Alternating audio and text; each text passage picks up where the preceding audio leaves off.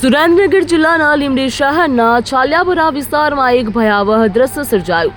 શહેરના વ્યસ્ત ગણાતા મોટા મંદિર રોડ ઉપર એકાએક જર્જરિત દિવાલ ધરાશાયી થતા અફરાતફરીનો માહોલ સર્જાયો હતો।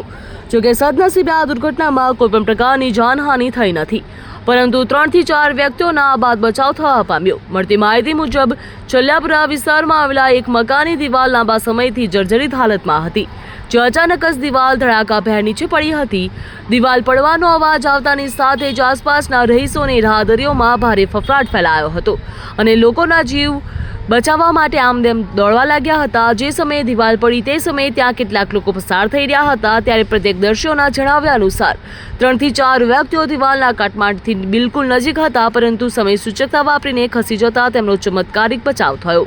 આ ઘટનાના પગલે સ્થાનિક લોકોમાં તંત્ર સામે રોષ જોવા મળ્યો।